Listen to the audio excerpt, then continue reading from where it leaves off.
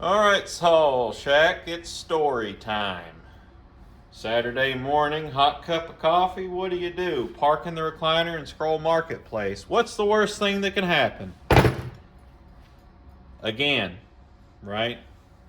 That's okay. I'm pretty excited about this, Soul. This is a Husky 268XP, which appears to be very complete, hopefully very OEM, and if we're very lucky, it may not be a complete basket case. I don't know if this saw runs.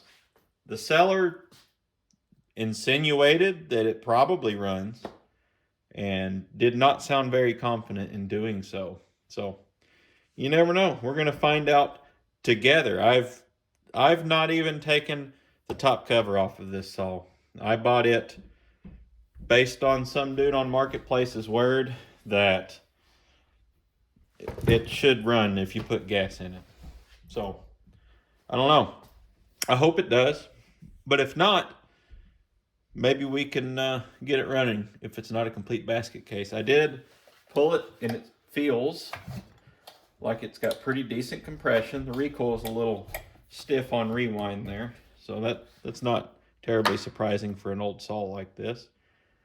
Let's look at this thing together and see if I got myself a pretty nice 268 Husky or if I wasted more money.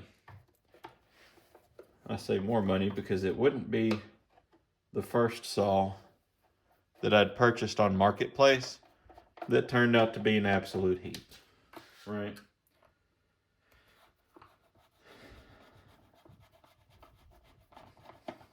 Proof's in the pudding, and we should know a lot more about this saw after we take this top cover off, which is a good point. If you're going to go out and buy a saw, if you want to make sure that you're buying a good saw before you hand the person money, these Huskies, it's really easy. Just bring your screwdriver and pop this top cover off, and you can see everything that you need to see. So off to a good start. EM original made in Sweden top cover. I'm going to try to bring you in here a little bit closer. We can look at this rig together. How about it?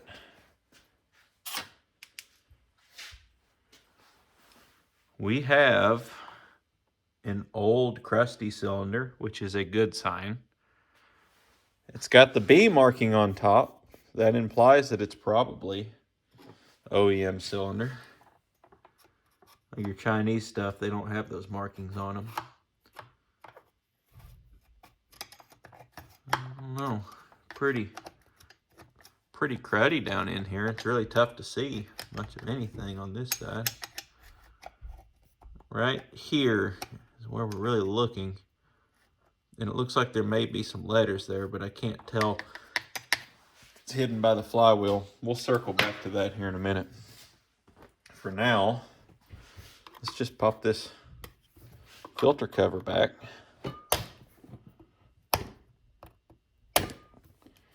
This is a new camera angle I'm going to try and give you a little bit better view of what's in there. I'm going to try not bump the camera, but I do apologize, as I most certainly will bump the camera at some point.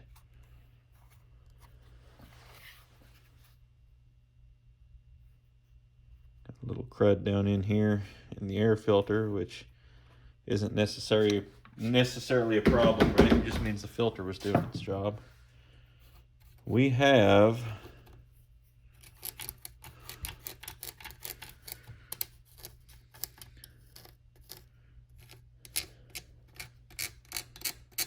I'm really excited now. We've got a Tilson carburetor on this one. I don't know if you know this or not, but I am a huge fan of Tilson carburetors. Specifically, I will go to my grave claiming that the Tilson HS is the best carburetor ever put on a chainsaw. So, I don't know. We can argue on that. One thing I definitely don't like, looky here. screw on terminal plug, which is always the wrong plug for any chainsaw that I'm familiar with. BPM R7A, they probably went to the parts store and said, hey, I need a BPM R7A. And the parts store crossed it and gave them that one. I've talked about that before on the BPM R7As. If you're going to get one at a parts store, make sure to get that 6703 stock number. That is the solid topped NGK. If you just go to an O'Reilly Auto Parts and say, I need a NGK BPM R7A, the one that they're going to give you is a different stock number, and it's got this screw-on top.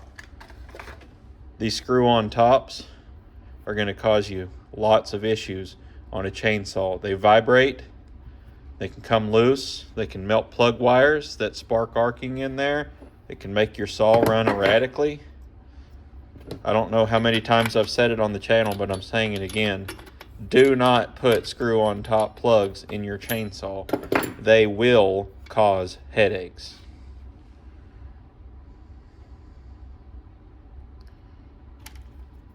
Let's see if I can get a little light on here. Maybe you can see what we got. Overall, that plug is looking okay to me. It's got that little bit of a brown hue on it, which is what we're looking for. That is implying that this saw was burning pretty good. Doesn't look like it was super lean. Doesn't look like it was super rich, although there's definitely some carbon deposits in there. Here's the moment of truth. We have a pretty clean looking cylinder down in there. I'm not seeing anything that has me worried to death. I think that that's going to be pretty decent. What I am going to do is pull a used BPM R7A solid top off the bench and pop back in here before we even try to start the thing, because it's just not worth it.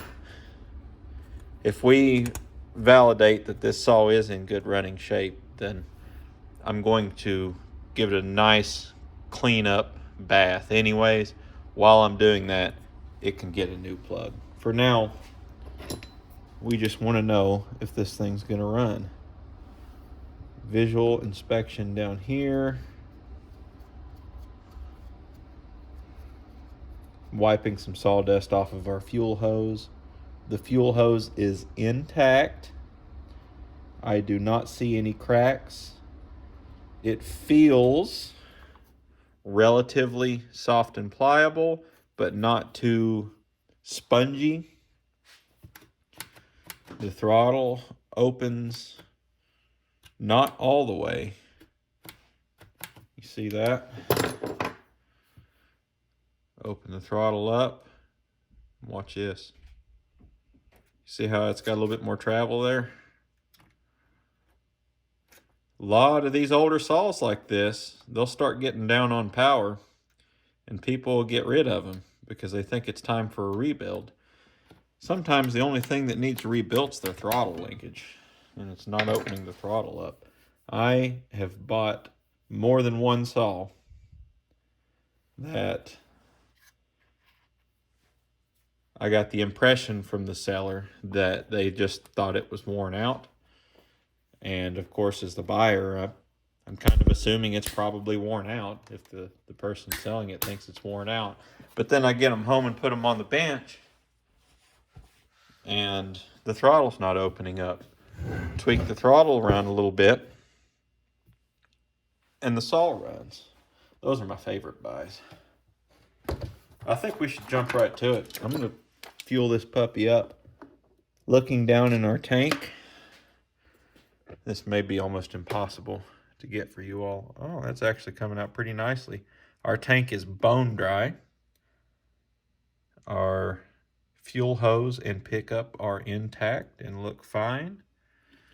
Our fuel vent is up there on these Huskies. So it does have a fuel vent in it, which is good. It shouldn't just spew gas out the other side as I fill it up. Overall, I like what I'm seeing. Bone drying that tank, to me, is an excellent sign that this saw has a good chance of running if it was put up for storage without fuel in it. There is a little bit of crud down in this tank. I'm going to use the air compressor and just blow that out while it's dry, because it's easier to get it out while it's dry. I'm going to pause this for just a moment while I do that.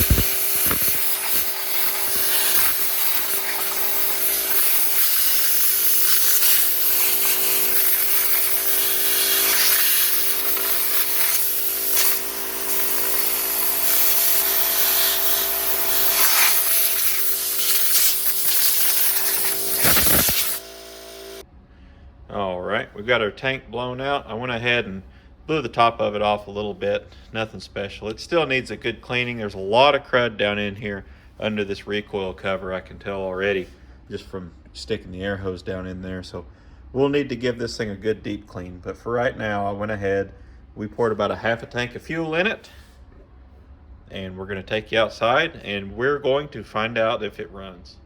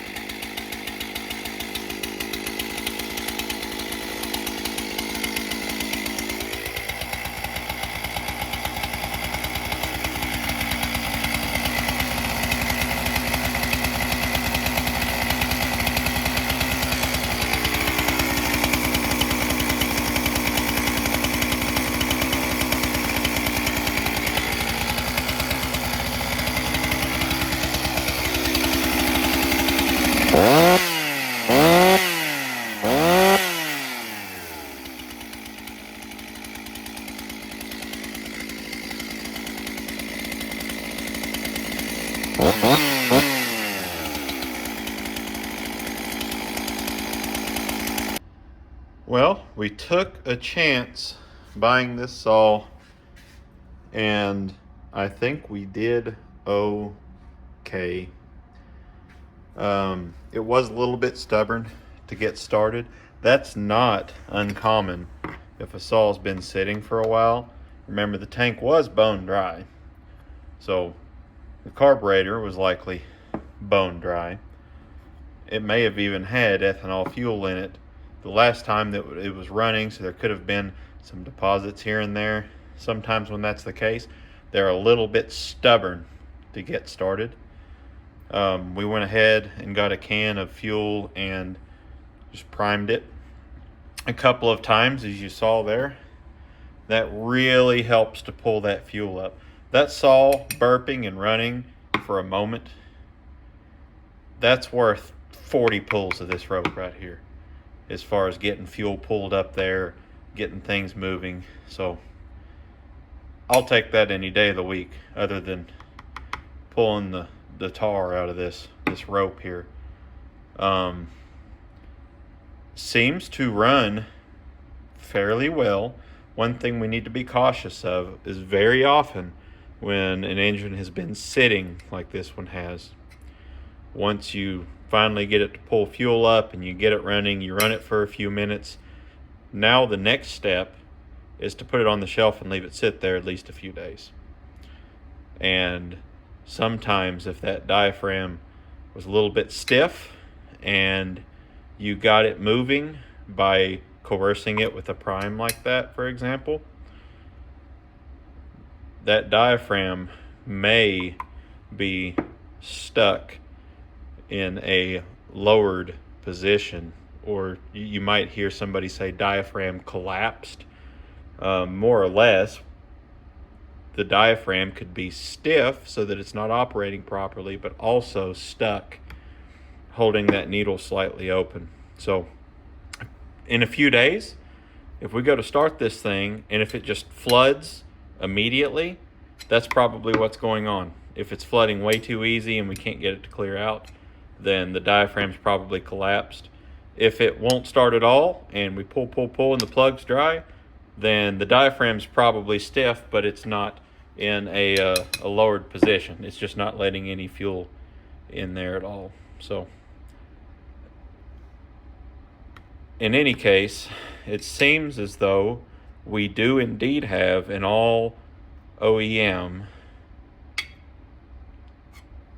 Husqvarna 268 HP, which I am quite excited about. I don't see anything aftermarket here.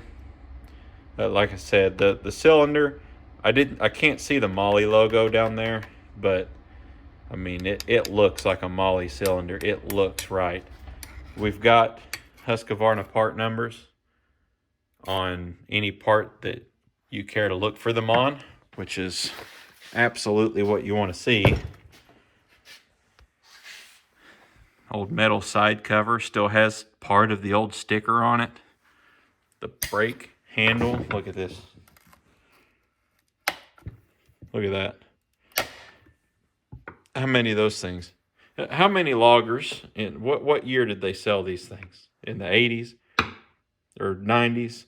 Let's just say 1988. I might be wrong. In 1988, how many loggers do you think bought a 268 HP and didn't go straight home and take that off? I am so excited that that's on there. That's wonderful. Tilson carburetor will likely get a kit. The fuel vent didn't seem to be spilling everywhere. Somehow, even though the gasket on this fuel cap looked terrible, it does not seem to be leaking, which is a huge surprise. I may go ahead and get some fresh caps for it though, because I really think this saw deserves it. It deserves a full treatment, a good extensive cleaning. Probably go ahead and rebuild the carb, whether it needs it or not.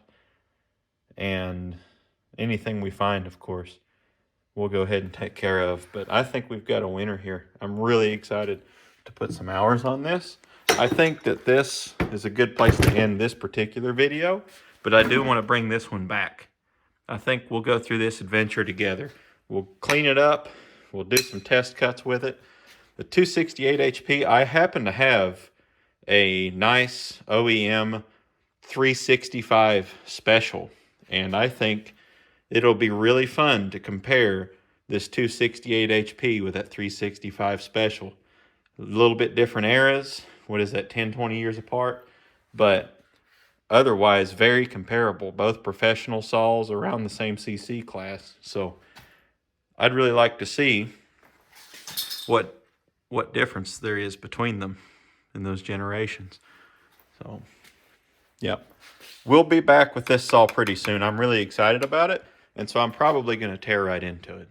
So, we'll make some more videos. If you want to see some more of this saw, then make sure to follow along, and we'll check it out together. If this kind of stuff gets you excited, then you're in the right place. We'll see you next time.